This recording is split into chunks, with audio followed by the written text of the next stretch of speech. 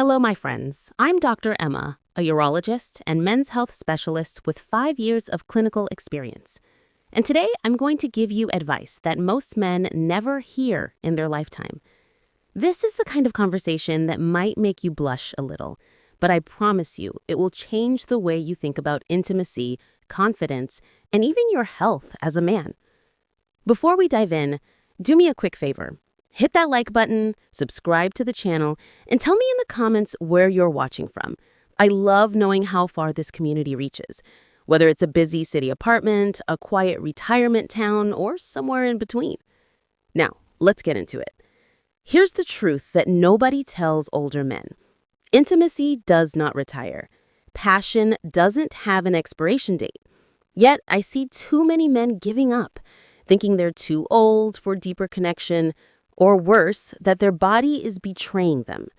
But here's the myth we need to bust today. Problems in the bedroom are not always just age. Often they're linked to small, manageable habits, things you can change starting right now. And today we're going to explore one of those exact topics men ask me about all the time. Intimacy practices that feel taboo to discuss, but actually open the door to more trust, more pleasure, and better performance. I've spent the last 5 years as a urologist helping men just like you. Men in their 50s, 60s, 70s, and beyond reclaim confidence in their health and their intimate life. I can tell you this, the science is clear. When men understand how the body really works, the biology, the emotions, and the day-to-day reality, they make better choices, they reconnect with their partners, and they rediscover a kind of freedom many thought they had lost forever. So today, I want to break it all down into clear, practical advice you can use.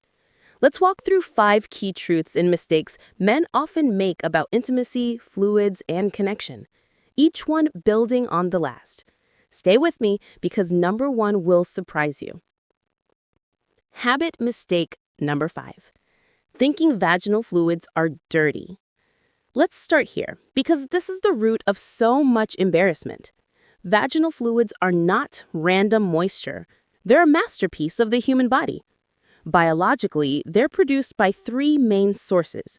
The Bartholin's glands, which secrete silky fluid to reduce friction. The Skene's glands, sometimes called the female prostate, adding more lubrication during arousal. And the cervix, which provides mucus that protects and balances the vaginal environment. These fluids are mostly water plus amino acids, enzymes, minerals, and lactic acid designed to protect delicate tissue, reduce infection risk, and make intimacy safe and pleasurable. Emotionally, when a man rejects or judges these fluids, it can create shame in a woman. Practically, it damages trust and makes intimacy feel unsafe. So here's the shift. Don't think of fluids as gross. Think of them as the body's natural signal that connection is possible and safe. Habit mistake number 4. Ignoring taste and smell. This is the number 1 private question men ask me. What about the taste or smell? Here's the biological truth. Fluids vary. Diet, hydration, hormones, stress, and even medications all change the profile. Pineapple, citrus, and hydration lead to a fresher, lighter taste. Garlic, onions, alcohol, or coffee create a stronger edge. Hormones change things too. Around ovulation, fluids are neutral. Around menstruation, there's a faint metallic note. After menopause, fluids may be less abundant or slightly more acidic. Emotionally, here's what matters. Variation is normal. No 2 men smell the same after a workout. No 2 women taste the same either.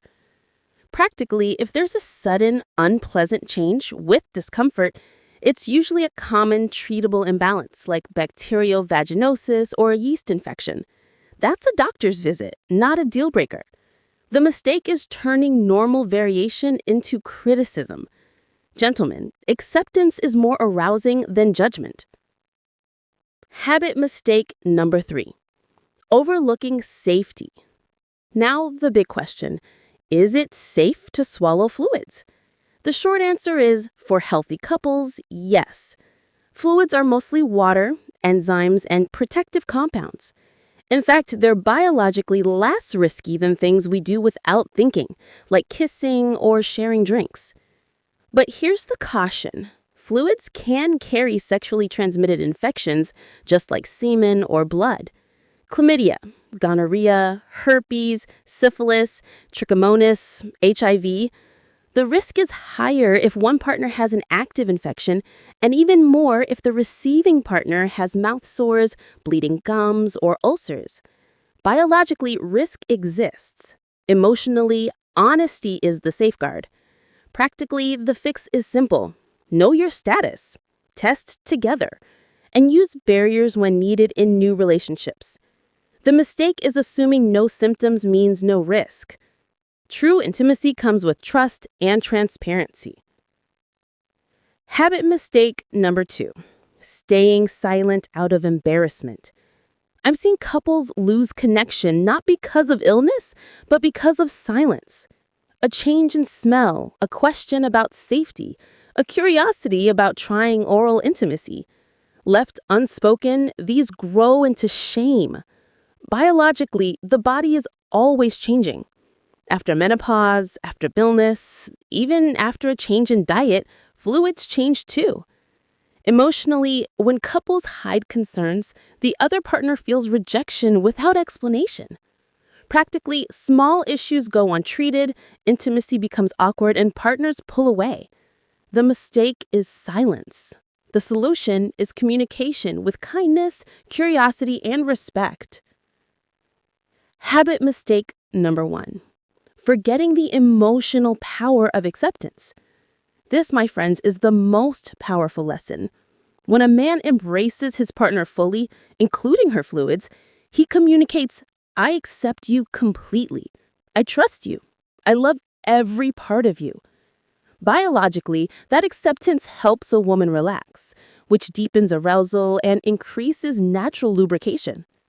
Emotionally, it heals years of quiet shame women have carried about their bodies. Practically, it makes intimacy joyful, playful, and fear-free. The biggest mistake men make is thinking intimacy is just mechanics.